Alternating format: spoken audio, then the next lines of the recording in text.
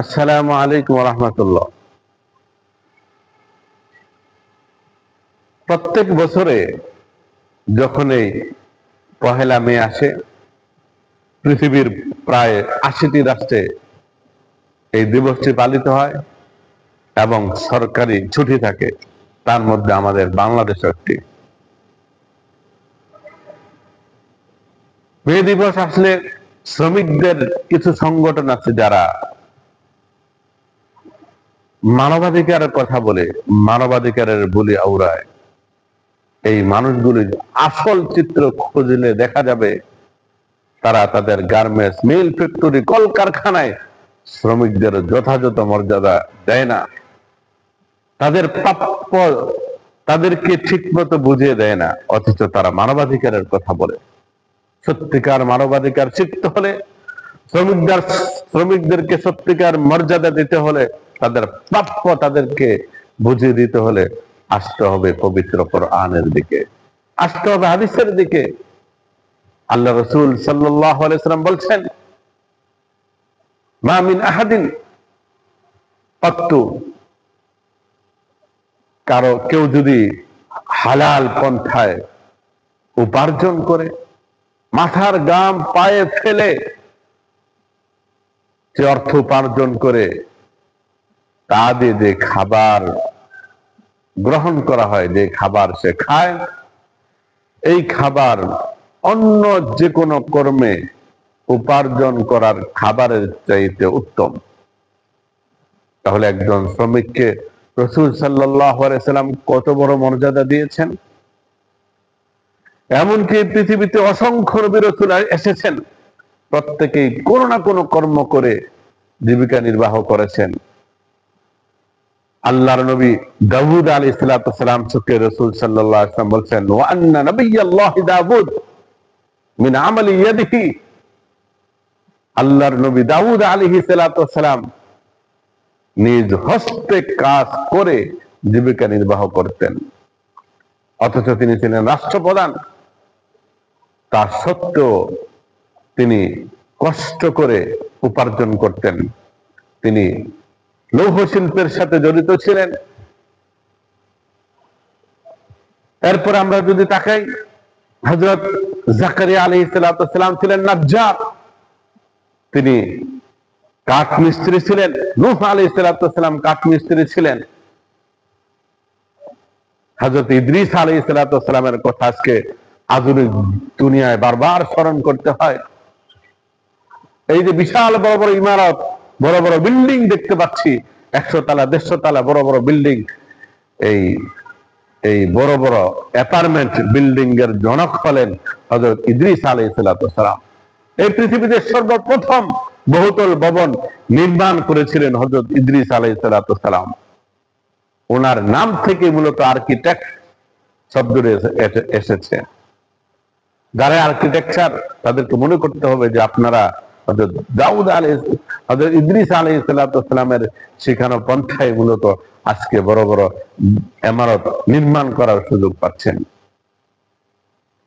তাহলে আমরা দেখব যে ইসলামে প্রত্যেক নবী রাসূল কোনো না কোনো কর্ম সম্পাদন করে তাদের জীবিকা নির্বাহ করেছেন।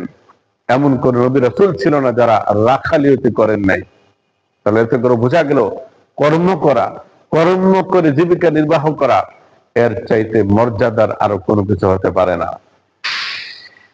হযরত রাসূল করিম সাল্লাল্লাহু আলাইহি ওয়াসাল্লাম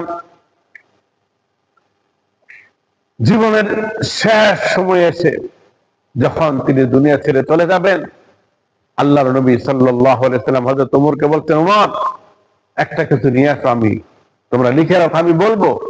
হযরত ওমর বলেন, ইয়া রাসূলুল্লাহ, আপনি বলেন, আমরা মুখস্থ রাখবো, মেমোরাইজ করে রাখবো, আমরা পরে লিখে নেব না।